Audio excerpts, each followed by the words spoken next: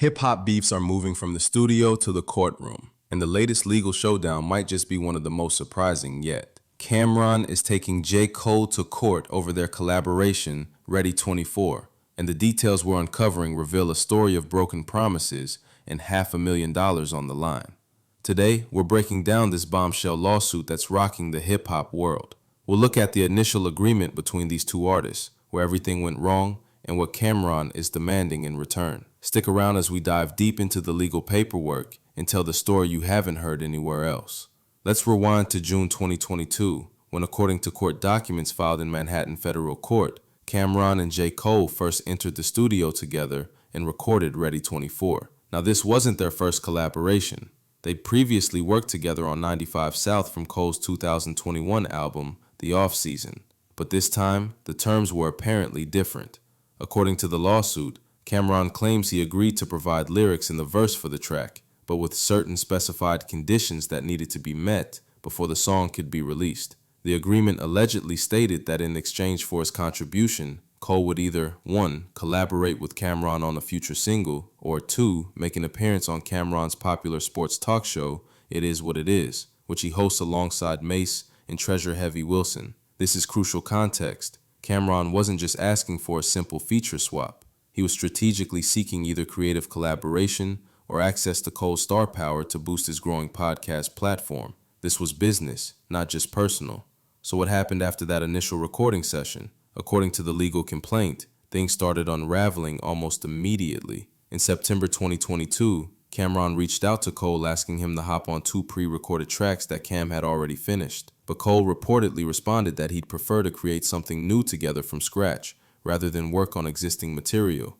The plot thickens in July 2023, when Cam'ron shifted strategies and asked Cole to appear on his It Is What It Is podcast instead. Court documents indicate Cole agreed in principle, but never committed to a specific date. Over the following months, from July 2023 right up until April 2024 when Might Delete Later was released, Cam'ron stayed in contact, but Cole repeatedly claimed he was unavailable for the podcast appearance. Here's the real kicker. Despite these unresolved issues, Cole released Ready 24 in April 2024 as part of his Might Delete Later mixtape without having fulfilled either condition. The collaboration never materialized, and Cole never appeared on the podcast, leaving Cam'ron feeling used and uncompensated. Now let's talk about what Cam'ron is actually asking for in this lawsuit. He's not just making emotional claims. He's got specific legal demands and a precise dollar figure in mind.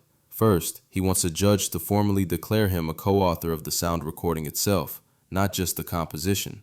This is an important legal distinction that would give him significantly more rights and royalties. He's also asking the court to order a full audit of all royalties generated by Ready 24 so he can receive his proportionate share.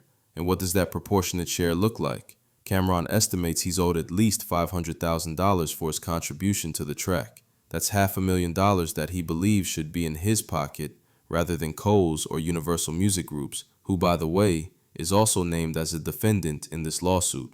It's worth noting that Cam'ron also claims he wasn't properly credited for his work. While he was listed as a co-author of the composition, he says he wasn't credited as a performer, despite his vocals clearly appearing on the final track. In the music industry, credits translate directly to compensation.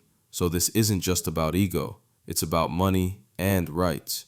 So there you have it, from a promising collaboration in 2022 to a full-blown legal battle in 2025. This case represents more than just two artists disagreeing. It highlights the often murky world of verbal agreements and handshake deals in the music industry, and what happens when those informal arrangements fall apart. The lawsuit is still in its early stages, and representatives for J. Cole and Universal Music Group haven't yet responded to public requests for comment. But one thing's for certain, the outcome of this case could set important precedents for how collaboration agreements are handled in hip-hop moving forward. Now I want to hear from you. Whose side are you on in this legal battle? Do you think Cam'ron has a legitimate case, or should verbal agreements in the industry remain flexible?